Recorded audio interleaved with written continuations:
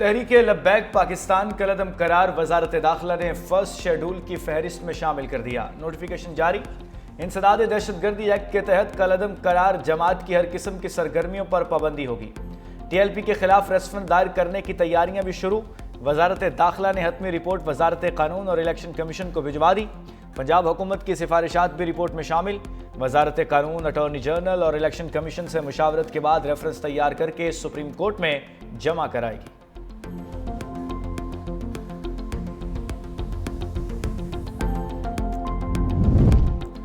T L P کو ایک project کے طور پر لانچ کیا گیا۔ یہ لوگ جو کر رہے تھے وہ سیاست نہیں، انتشار تھا۔ وزیر اطلاعات پنجاب اسما بخاری کی نجی ٹی وی سے گفتگو۔ کہا حکومت کا فیصلہ کسی مذہبی جماعت کے خلاف نہیں، یہ ایک مائنڈ سیٹ کے خلاف ریاست کا فیصلہ ہے۔ یہ بات درست ہے، ماضی میں کچھ جماعتوں پر پابندیاں لگیں اور انہوں نے نام تبدیل کر لیا۔ پارٹی قیادت نے اتفاق کیا ہے کہ ماضی کی غلطیوں کو درست کیا جائے۔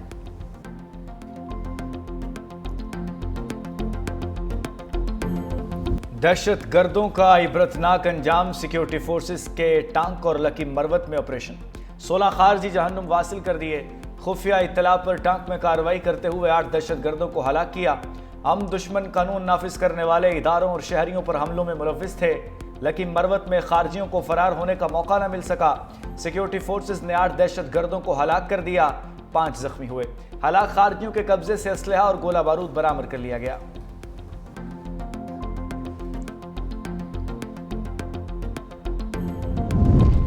پاک افغان مذاکرات کا دوسرا دور کل استنبول میں بیٹھک لگے گی۔ ترجمان دفتر خارجہ طاہر اندرابی نے کہا کہ اسی خلوص سے استنبول میں مذاکرات میں شرکت کریں گے جس سنجیدگی سے دوحہ میں شریک ہوئے۔ دوحہ مذاکرات کے بعد افغان سرحد سے کوئی بڑا دہشت گردی کا واقعہ نہیں ہوا۔ دریائے کنڑ کے حوالے سے عالمی قوانین کی پاسداری کریں گے۔ سلامتی صورتحال کے باعث افغان سرحدی راہداریاں بند رہیں گی۔ اشیاء کی آمد و رفت اور تجارت سے زیادہ اہم ایک عام پاکستانی کی جان بچانا ہے۔ بھارت کا افغانستان میں سفارت خانہ کھولنا 2 ممالک کا اندرونی معاملہ ہے۔ بھارت کا افغانستان میں کردار زیادہ مثبت نہیں رہا۔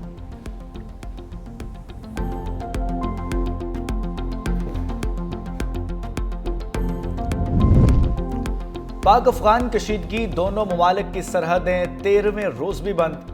چمن اور تورخم بارڈر پر ہر قسم کی تجارت اور پیدل آمد و رفت معطل کر دی گئی۔ بارڈرز پر کارگو گاڑیوں کی لمبی قطاریں، تاجروں کو کروڑوں روپے کا نقصان کا سامنا۔ کسٹم ذرائع کے مطابق تورخم تجارتی گزرگاہ سے یومیہ 85 کروڑ روپے کی 2 طرفہ تجارت ہوتی ہے۔ سرحد پار ٹی ٹی پی کا بھرتی اور تربیتی نیٹ ورک بے نقاب۔ افغان خودکش بمبار وسیم کا اعترافی بیان سامنے آ گیا۔ کہا وہ ننگرہار کا رہنے والا ہے۔ خودکش بمبار نے 2023 میں جلال آباد مدرسے میں داخلہ لیا۔ جماعت الاحرار کے ایک کارندے نے تربیت کے لیے راضی کیا تھا۔ کنڑ کے ایک مدرسے میں خودکش حملے کی تربیت حاصل کی۔ شونکڑے کنڑ کا تربیتی مرکز مولوی بصیر کے زیر انتظام ہے، جو ٹی ٹی پی کمانڈر ولی خراسانی کا بھائی ہے۔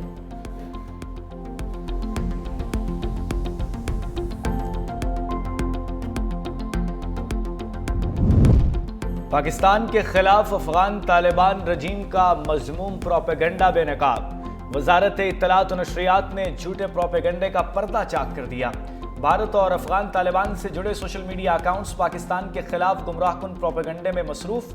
چمن اجتماع کی پرانی ویڈیوز کو پھیلانا شروع کر دیا۔ سوشل میڈیا پر پھیلائی جانے والی ویڈیوز دسمبر 2022 میں چمن اجتماع کی ہیں۔ جھوٹا بیانیاں، من گھڑت خبریں اور جعلی تصاویر طالبان رجیم کے منظم پروپیگنڈے مہم کا حصہ ہیں۔ پرانی ویڈیوز کو نیا دکھا کر حقیقت کو مسخ کرنا افغان طالبان کے مذموم عزائم کی عکاسی کرتا ہے۔ بھارت پاکستان دشمن سازشوں میں افغان پروپیگنڈا مشین کا سب سے بڑا سہولت کار ہے۔ پاکستان اور ہندوستان کے درمیان جو جنگ ہوئی ہے مئی میں، اس میں آپ نے دیکھا ہوگا کہ ہندوستان نے اپنے سفارتی مشن باہر بھیجے ہیں اپنے پروپیگنڈے کے لیے، لیکن کہیں بھی ان کے موقف کو پذیرائی نہیں ملی ہے۔ پاکستان اور کشمیر کے بعد سب سے زیادہ مؤثر آواز کشمیریوں کے حق کے خود ارادیت کے لیے اگر اٹھائی جا رہی ہے تو وہ برطانیہ میں اٹھائی جا رہی ہے۔ جو بھی مقبوضہ کشمیر کے اندر انسانی حقوق کی خلاف ورزیاں ہو رہی ہیں، وہاں جو میس گریوز ہیں، جو وہاں قتل و غارت ہے، جو تھاؤزنز آف لوگ جو جیلوں میں پڑے ہیں، ان کی رہائی کے لیے ہمیشہ کوشاں رہتے ہیں۔ پاکستان سے جنگ میں شکست کے بعد بھارتی بیانیہ دنیا بھر میں مسترد ہوا۔ برطانوی ہاؤس آف لارڈز کے رکن لارڈ قربان حسین کی 365 نیوز سے گفتگو، کہا پاکستانی موقف کو دنیا بھر میں پذیرائی ملی۔ پاکستان کے بعد کشمیریوں کی آزادی اور ان کے حق کی خود ارادیت کے لیے سب سے زیادہ آواز برطانیہ میں اٹھائی جا رہی ہے۔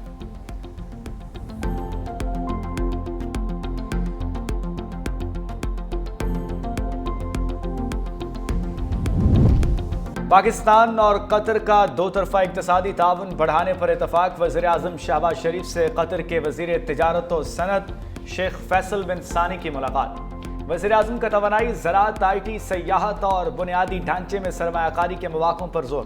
قطری سرمایہ کاروں کو SIFC فریم ورک کے تحت شراکت کی دعوت دی۔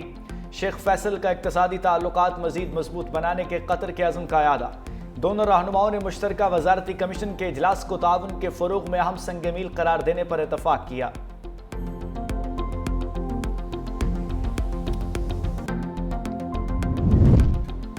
علاقائی روابط میں اضافے سے معاشی اور تجارتی شعبے میں انقلاب آئے گا۔ تجارت، معیشت اور توانائی میں تعاون سے نئے دور کا آغاز ہوگا۔ وزیر اعظم شہباز شریف کا ریجنل ٹرانسپورٹ کانفرنس سے خطاب، کہا پاکستان اقتصادی راہداری منصوبے کے دوسرے مرحلے میں داخل ہو رہا ہے۔ کاروباری روابط، سرمایہ کاری اور مشترکہ خوشحالی پر توجہ مرکوز ہے۔ وزیر اعظم نے شاہین چوک انڈر پاس منصوبے کا سنگ بنیاد بھی رکھ دیا۔ وزیر داخلہ محسن نقوی نے منصوبے پر بریف کیا۔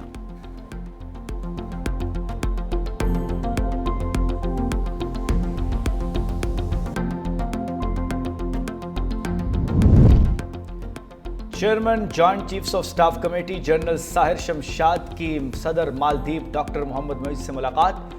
وزیر دفاع مالدیپ محمد غسان اور chief of defence force major general Ibrahim Haleem سے ملاقات۔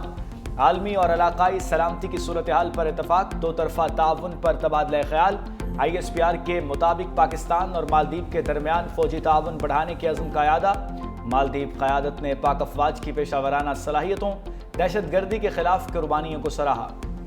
MNDF ہیڈ کوارٹرز آمد پر chairman joint chiefs of staff committee کو گارڈ آف آنر پیش کیا گیا۔ 26 نومبر احتجاج کیس، ATC عدالت نے ریما خان کا شناختی کارڈ اور پاسپورٹ ضبط کرنے کا حکم دے دیا۔ بینک اکاؤنٹ بھی فریز کرنے کے احکامات جاری۔ علیمہ خان سمیت 11 ملزمان کے خلاف مقدمے کی سماعت۔ علیمہ خان ناقابل ضمانت وارنٹ گرفتاری جاری ہونے کے باوجود عدالت پیش نہیں ہوئی۔ عدالت نے نادرا اور امیگریشن پاسپورٹ کو ہدایات جاری کر دی۔ عدالت نے علیمہ خان کے ضامن عمر شریف کی جائیداد ضبط کرنے کا حکم دے دیا۔ عدالت نے کہا کہ ملزمہ ہر جگہ موجود ہوتی ہیں لیکن عدالت پیش نہیں ہوتی ہیں۔ عدالت نے مقدمے کی سماعت 27 اکتوبر تک ملتوی کر دی۔ سہیل افریدی بانی PTI سے مل لیتے تو کون سی قیامت آ جاتی۔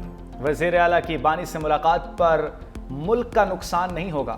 گورنر پنجاب سردار سلیم حیدر کی میڈیا سے گفتگو، کہا سہیل افریدی کو ملاقات سے روک کر مفت میں ہیرو بنایا جا رہا ہے۔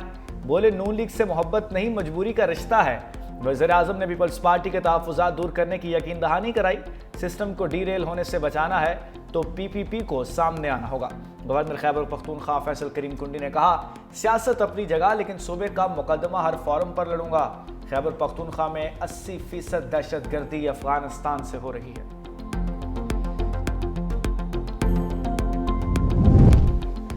سپریم کورٹ میں عمر ایوب شبلی فراز کی نااہلی کے خلاف اپیل سماعت کے لیے مقرر۔ جسٹس امین الدین خان کی سربراہی میں 5 رکنی بینچ 27 اکتوبر کو سماعت کرے گا۔ جسٹس جمال خان مندوخیل، جسٹس محمد علی مظہر، جسٹس حسن اظہر رضوی اور جسٹس شکیل احمد بینچ میں شامل۔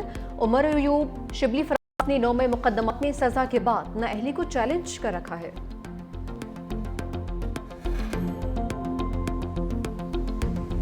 وزیر اعلیٰ پنجاب مریم نواز کے خلاف نیب آفس پر حملے کا مقدمہ خارج۔ پروسیکیوشن کی مقدمہ خارج کرنے کی استدعا منظور۔ مقدمے میں مریم نواز، رانا ثناء اللہ سمیت دیگر افراد شامل تھے۔ عدالت نے پولیس کی اخراج رپورٹ پر محفوظ فیصلہ سناتے ہوئے رپورٹ منظور کر لی۔ رپورٹ کے مطابق مریم نواز سمیت دیگر کے خلاف نیب آفس پر پتھراؤ کے الزامات ثابت نہیں ہوئے۔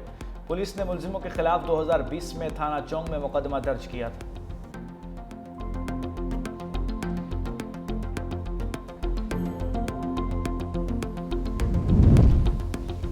پنجاب سے اسلحہ اور اسمگلنگ کلچر کے خاتمے کا فیصلہ۔ صوبائی حکومت نے غیر قانونی اسلحہ جمع کروانے کے لیے 15 روز کی مہلت دے دی۔ صرف پولیس اہلکار اور رجسٹرڈ سیکیورٹی گارڈز کو اسلحہ رکھنے کی اجازت ہوگی۔ وزیر اعلیٰ پنجاب مریم نواز کی زیر صدارت امن و امان سے متعلق اجلاس میں اہم فیصلے۔ پنجاب کے 14 اہم داخلی اور خارجی مقامات پر جدید اسلحہ سکینرز نصب کیے جائیں گے۔ 10 لاکھ لائسنس یافتہ اسلحہ کی اثر نو جانچ پڑتال اور سخت اسکروٹنی ہوگی۔ Punjab surrender of illegal arms act 2025 متعارف کروایا جائے گا۔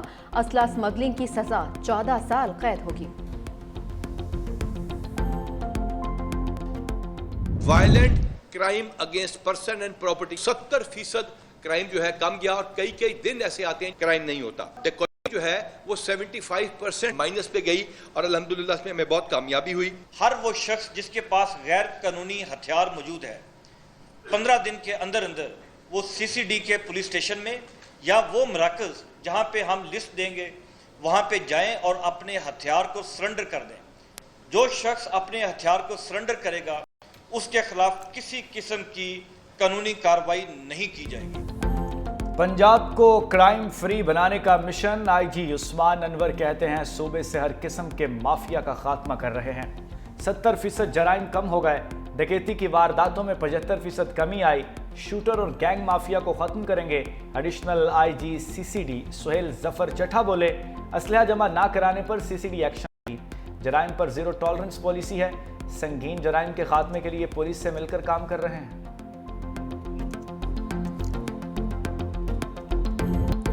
حکومتی دعوے دھرے کے دھرے رہ گئے۔ لاہور میں نان 5 روپے مہنگا، سادہ روٹی 14 روپے کی ہی ملے گی۔ متحدہ نان روٹی ایسوسی ایشن نے قیمتوں میں اضافہ کر دیا۔ صدر ایسوسی ایشن نے کہا کہ گیس بندش کے باعث تندور مالکان LPG گیس اور لکڑی جلانے پر مجبور ہیں۔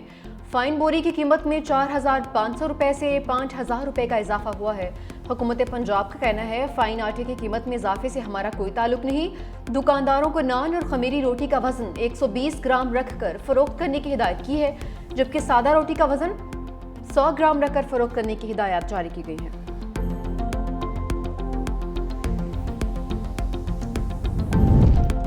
پاکستان کا قرض 10 سال میں 4 گنا بڑھ گیا۔ 2016 میں قرض GDP کے 60% کے برابر تھا، جو 2025 میں بڑھ کر 71% تک جا پہنچا۔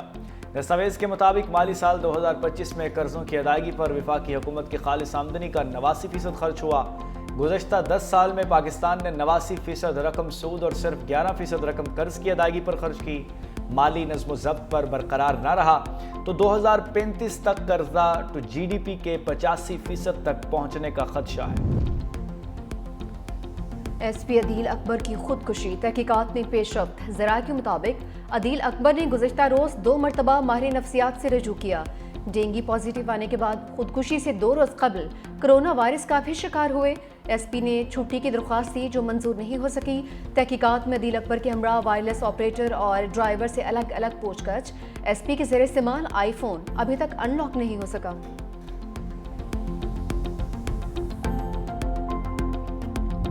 مغربی کنارے پر قبضے سے متعلق صہیونی پارلیمنٹ میں متنازع ووٹنگ۔ امریکہ اور اسرائیل کے تعلقات میں دراڑ آ گئی۔ امریکی صدر اور نائب صدر کی اسرائیلی اقدام پر کڑی تنقید، قبضے کے تمام منصوبے مسترد کر دیے۔ صدر ٹرمپ نے کہا کہ اسرائیل نے مغربی کنارے کو ضم کرنے کی کوشش کی تو امریکی حمایت کھو دے گا۔ اسرائیلی پارلیمنٹ کا اقدام عرب ممالک سے کیے گئے وعدوں کی خلاف ورزی ہے، ایسا نہیں ہوگا، اگر ہوا تو اسرائیل اکیلا رہ جائے گا۔ JD وینس اسرائیلی پارلیمنٹ کے اقدام کو امریکی قیادت کی توہین قرار دے دیا۔